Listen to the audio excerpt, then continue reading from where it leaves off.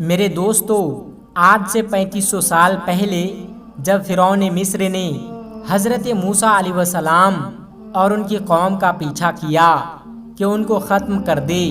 اور اچانک ایسا مقام آیا کہ ان کے سامنے صرف اور صرف سمندر تھا اور پیچھے فرعون کا لشکر، بھاگنے کا کوئی راستہ نہیں تھا۔ جب اللہ تبارک و تعالی نے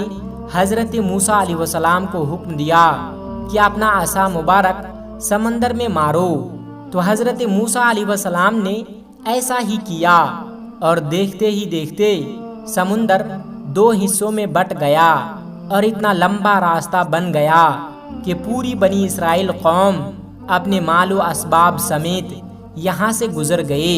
مگر جب فرعون مصر جو خود کو خدا کہتا تھا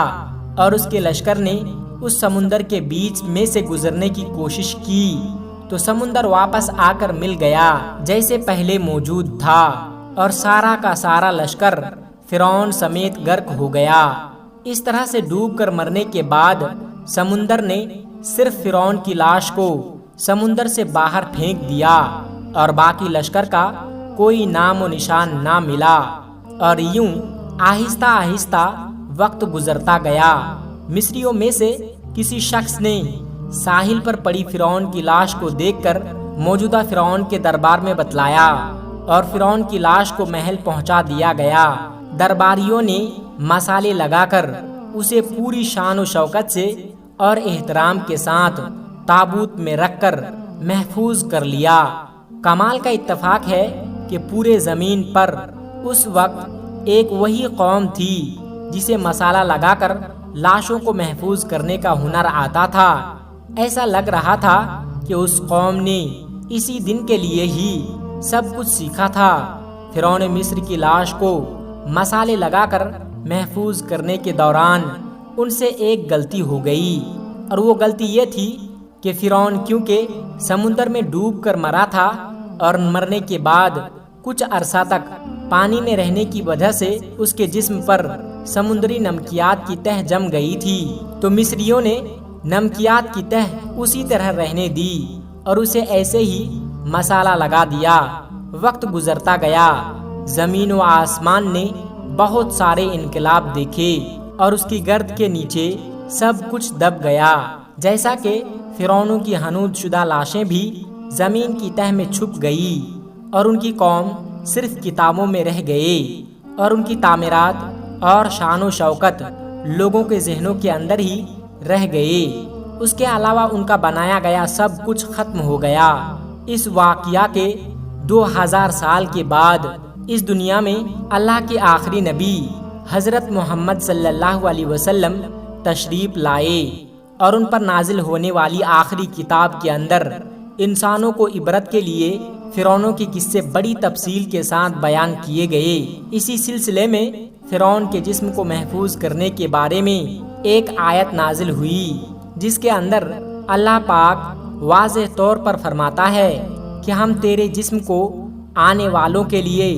عبرت کا نشان بنا دیں گے۔ اس آیت کریمہ کی سچائی پر تمام مسلمانوں کو یقین تو تھا، لیکن وہ یہ سمجھنے سے قاصر تھے کہ خدائی کا دعویٰ کرنے والے کے لاش بھلا کہاں محفوظ کی گئی ہوگی، اسے کیسے عبرت کا نشان بنایا گیا ہوگا، کون اس کی تصدیق کرے گا۔ اتنا نازک معاملہ تھا کہ آپ خود سوچ کر دیکھیے، قرآن پاک کے اندر بیان کیے گئے اللہ کے تمام الفاظ میں اگر صرف ایک آیت ہی غلط ثابت ہو جاتی تو غیر مسلم کفار کے سامنے مسلمان باقی قرآن کس منہ سے دفاع کرتے،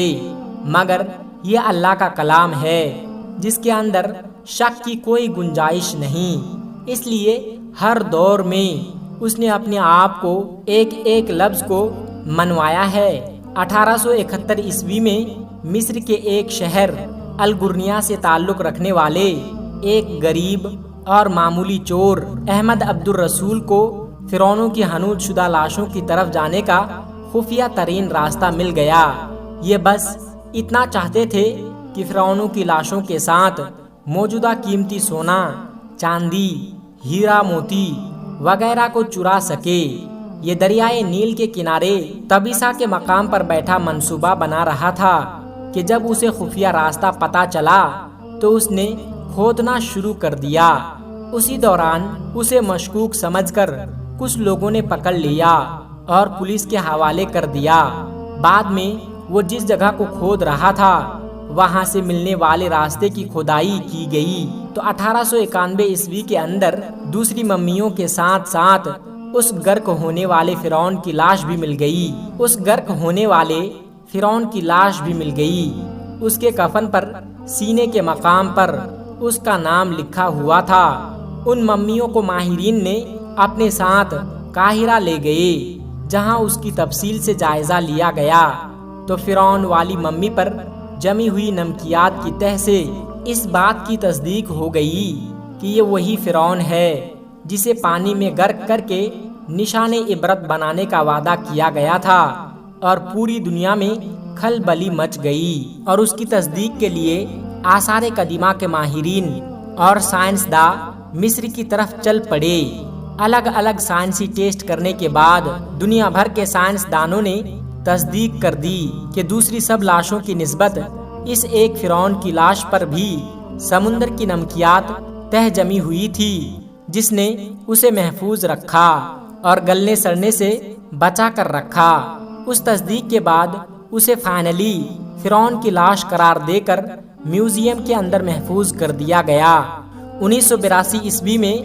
ممی خراب ہونے لگی تو اسے وقت کے مصری حکومت نے فرانس کے حکومت کو درخواست کی کہ اسے خراب ہونے سے بچایا جائے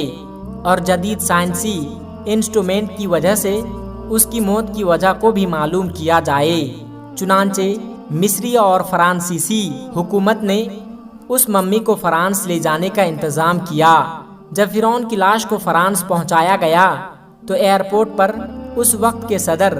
بذات خود اور حکومت کے تمام اعلیٰ عہدیداروں اور تمام وزراء فوج کے افسران کے ساتھ فرعون کے استقبال کے لیے موجود تھے۔ فرعون کی لاش کا استقبال کیا گیا جیسے کسی عظیم بادشاہ کا استقبال کیا جاتا ہے۔ فوجیوں نے اسے سلامی دی۔ اس کی ممی کو ماہر ڈاکٹر کے ٹیم کے حوالے کیا گیا۔ اس ٹیم کے سربراہ تھے ڈاکٹر مورس بکائی جو مذہبی اعتبار سے کرسچن تھے۔ جب مائکرواسکوپی ٹیسٹ کے ذریعے سے ممی کے تمام اعضاء کا باریک بینی سے جائزہ لیا گیا تو معلوم ہوا کہ اس کی لاش اور جسم کے اندر سمندری ذرات ابھی تک موجود ہیں، یعنی یہ کنفرم ہے کہ اس کی موت سمندر میں ڈوبنے کی وجہ سے ہوئی تھی، کیونکہ سمندری پانی کے اندر ہی اس قدر کی نمکیات پائی جاتی ہے۔ بحر احمر میں ڈوبنے کے بعد اس کی لاش کو بھول کر سمندر پر تیرنے اور ہوا میں فرعون تک پہنچنے میں کافی وقت لگا ہوگا، جس کے دوران اس کے گوشت پوشت میں سمندری پانی کا نمک جذب ہو گیا ہوگا۔ یہ نمک اس کی لاش کو حنوط کرتے وقت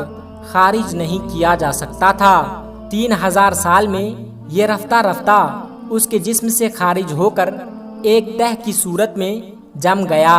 اور جب یہ شیان کھولی گئی تو نمک اس پر جمع ہوا تھا۔ مگر ایک بادشاہ کی موت پانی میں ڈوبنے کی وجہ سے ہو، یہ بہت ہی حیرت انگیز سوال تھا، کیونکہ ایسے عظیم بادشاہ اپنے ساتھ نرم بستروں پر خوبصورت لباسوں میں سونے چاندی ہیرے موتیوں کے ساتھ بڑے ہی عزت کے ساتھ دفن کیے جاتے ہیں، اور اس طرح مرنے کے بعد دفنانے تک اس کی شان و شوکت اسی طرح کامیاب رہتی ہے جیسے زندہ بادشاہ کی۔ ڈاکٹر مورس کے لیے بھی یہ حیرت کی بات تھی، اور اسی حالت میں اس ممی کے بارے میں مزید جاننے کی کوشش کی تو معلوم ہوا کہ اس کی موت کی حالت مانو کہ ہمارے پیغمبر حضرت محمد صلی اللہ علیہ وسلم پر نازل ہوئی کتاب قرآن پاک کے اندر آج سے 1400 سال پہلے تفصیل سے درج ہے۔ اسے پتا تھا کہ جہاں سے یہ لاش ملی ہے وہ اسلامی ملک ہے، چنانچہ وہ مجبور ہو کر مصر پہنچا۔ چنانچہ وہ مصر کے ایک سائنسداں سے ملاقات کی جس نے اسے قرآن پاک کھول کر سورہ یاسین کی آیت نمبر 90 تا 92 کا ترجمہ لفظ بہ لفظ سنا دیا، جس میں فرعون کی خدائی کا دعویٰ اس کا پانی میں ڈوب کر مرنا اور پانی سے نکل کر اس کی لاش کو عبرت بنانے کا وعدہ اللہ تبارک و تعالیٰ نے واضح طور پر کیا ہوا ہے۔ قرآن آیات کا اشارہ بالکل واضح تھا اور صرف ایک جانب تھا کہ تجھے مرنے کے بعد آنے والوں کے لیے محفوظ کر کے عبرت کا نشان بنا دوں گا۔ تو ڈاکٹر مورس نے اس قرآن آیات کا ترجمہ پڑھا تو بے اختیار چلا اٹھا کہ بالکل قرآن سچی کتاب ہے، اس کا ایک ایک لفظ اور اس کے پیغمبر حضرت محمد صلی اللہ علیہ وسلم سچے ہیں، اور اسی وقت کلمہ پڑھا اور مسلمان ہو گیا۔ قدیم مصر کے اس فرعون کو عام طور پر دل سمائی بادشاہ کے روپ میں پیش کیا جاتا ہے، جو بڑے روب و جلال والا اور مضبوط جسم کا مالک تھا، لیکن ایک طویل سائنس تحقیق کے بعد اس کی اصلیت دنیا کے سامنے آ گئی ہے، کیونکہ ماہرین آثار قدیمہ، تاریخ دانوں اور سائنس دانوں اور میڈیکل سائنس کے ماہرین نے مل کر مصری شہر کے اندر فرعون کے مقبروں کے شہر میں موجود ڈھانچوں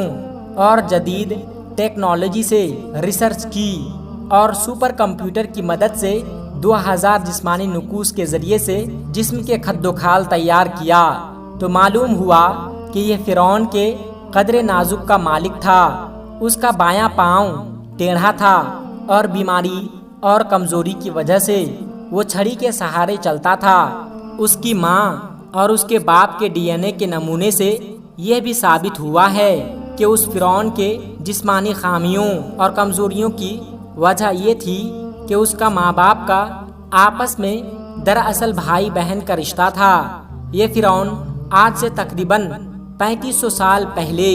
مصر کا بادشاہ ہوا کرتا تھا، اور اس وقت کے رسم کے مطابق ہر بادشاہ کی لاش کے ساتھ شاہی شمال میں رہنے والی کچھ چیزیں بھی ساتھ میں دفن کر دی جاتی تھی۔ فرعون کی لاش عبرت کے لیے ایسے محفوظ کر کے دنیا کے سامنے رکھ دی گئی ہے کہ آج انٹرنیٹ پر اخباروں اور ٹی وی چینل پر کروڑوں اور اربوں انسانوں کی آنکھوں کے سامنے قابل ترس حالت میں موجود ہے۔ کس لیے؟ عبرت کے لیے، یہ سوچنے کے لیے کہ عبادت کے لائق اور ہمیشہ رہنے والی ذات صرف اور صرف ایک ہی ذات ہے، جو کہ سب کا خالق ہے، جو کہ سب کا مالک ہے، سب کا رازق بھی ہے۔ اور اگر دنیا کے کسی کونے میں واقعی خدا موجود ہے تو اپنی قوم کو تباہ ہونے سے پہلے خود کو ہی اللہ کے عذاب سے بچا کر دکھا دے۔ آخر میں اللہ تبارک و تعالیٰ سے دعا ہے کہ ہمیں ہر قسم کے فتنے سے بچا کر نبی پاک صلی اللہ علیہ وسلم اور اہل بیت کا سچا عاشق بنا دے۔ آمین ثم آمین۔ محترم دوستو، آج کی ویڈیو میں بس اتنا ہی۔ اگر آپ کو یہ ویڈیو ذرا بھی اچھی لگی ہو تو اس ویڈیو کو ایک لائک کر کے ہمارے چینل قدرت کا کرشمہ کو سبسکرائب ضرور کر لیجئے گا، تاکہ ہم ایسی ہی پیاری پیاری ویڈیو آپ کے لیے ہر روز لاتے رہیں۔ اور دوستو، دین اسلام میں یہ بات واضح اور صاف طور پر بتائی گئی ہے کہ دین کی باتوں کو دوسروں تک پہنچانا ہر انسان اور ہر مسلمان کی ذمہ داری ہے۔ اس لیے اس ویڈیو کو اپنے تمام قریبی دوستوں تک شیئر کر کے اس نیک کام میں حصہ ضرور لیں۔ تب تک اپنا اور اپنوں کا بہت زیادہ خیال رکھیے گا۔ تب تک کے لیے خدا حافظ۔ السلام علیکم ورحمۃ اللہ وبرکاتہ۔